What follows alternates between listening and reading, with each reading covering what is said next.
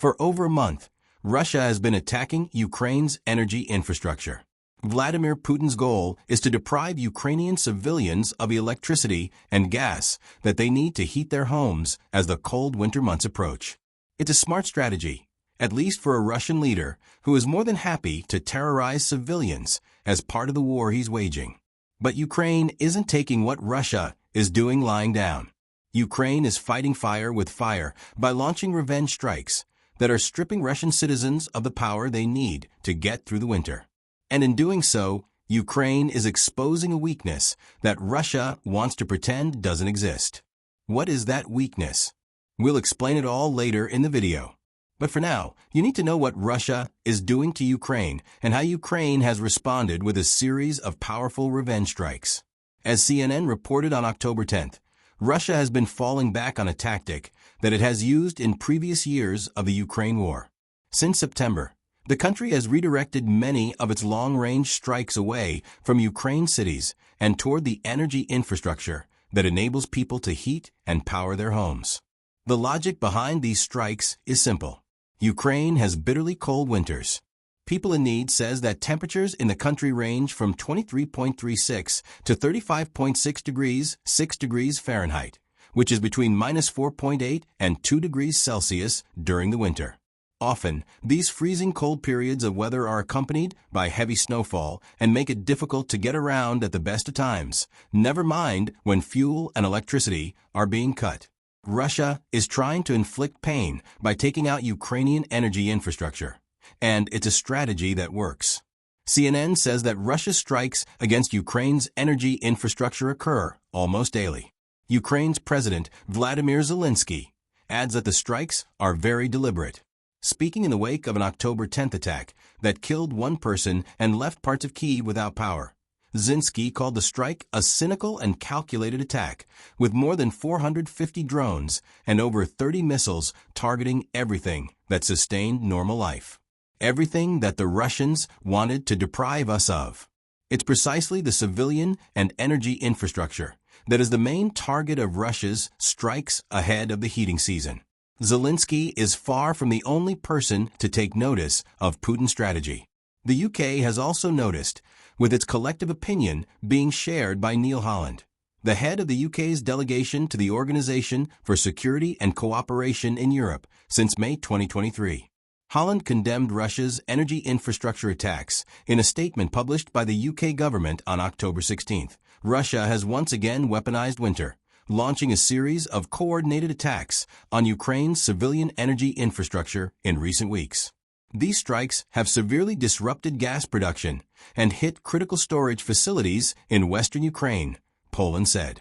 He added that the United Nations has suggested that Putin's cynical targeting of Ukraine's energy infrastructure could amount to a war crime, especially given that this targeting has a severe impact on civilians and is always timed to coincide with the arrival of winter. Russia's daily energy infrastructure strikes are devastating. And, if you have any doubt, they are a near daily occurrence. News broke that Russia had conducted another one as we were creating this video. On November 2nd, Euronews reported that Russia had launched 79 drones and a pair of Iskander ballistic missiles at Ukraine. Those weapons targeted Ukraine's energy infrastructure and residential buildings, killing 2 people and injuring 3 more. This is just one of many, and Ukraine had had enough long before it happened. Ukraine has seen this Russian tactic every year since Putin launched his invasion, and it's now giving Russia a taste of its own medicine. If Putin is so intent on depriving Ukraine's citizens of power, Ukraine will do the same to Russia. Ukraine's revenge was swift, merciless, and it succeeded in causing significant damage. Euromaidan Press provided the basic details in a November 2nd report. It says that Ukraine unleashed a flurry of drones against Russia and the Russian occupiers in Ukraine, all of which targeted high-voltage power infrastructure. 5 regions were targeted on the night of November 1st into 2nd, resulting in Ukraine managing to disable more than 5,000 megavolt amperes, or MVAs, or power. These November strikes also followed other attacks conducted on October 31st, which we'll discuss later in the video. The commander of Ukraine's unmanned systems, Robert Brovdy, took to Telegram to explain that Ukraine had targeted 8 Russian substations and had managed to hit 5 of them. During the past night, the SBS birds pecked at 5 substations all the way to Griazi with a total capacity of 566 MVA. One of them was done by joint efforts with the SSO. Bravey roared in his post. He also mocked Russia, adding, "Worms, remember, light heat, bada boom, dark winter. Blackout is not scary." Harsh words perhaps, but they come from a man who has seen Russia do this very thing to his people time and time again. Now, Ukraine has the long-range capabilities along with the sheer volume of drones that it needs to send back a little of what Putin is giving to Ukraine. And on the night of November 1st and the 2nd, Ukraine made sure that Russia was forced to swallow down a hefty dose of its own medicine. Rafi mentions that 5 targets were struck. One of those targets was in Lipetsk. Ukraine targeted the Lipetskaya substation in Lipetsk with his drones, a 500 kilovolt substation. The site is a critical energy hub for central Russia's power network. Eurasian Press reports the substation provides electricity to Lex regional industries, including a major steel plant, and it serves as a connection point for several transmission lines. Mesa adds that this particular substation was likely struck with cooperation from Ukraine's Special Operations Forces. Several videos of explosions in Lipetsk have been shared by the Eurasian Press X account. It's difficult to make out anything in these videos, as they all offer footage of pitch-black skies with no real landmarks. But every so often a loud bang is heard or the flash of an exploding drone lights up the sky. Ukraine's drones were hitting their targets, and the residents of Lipetsk knew it. Next up was the Kursk blast.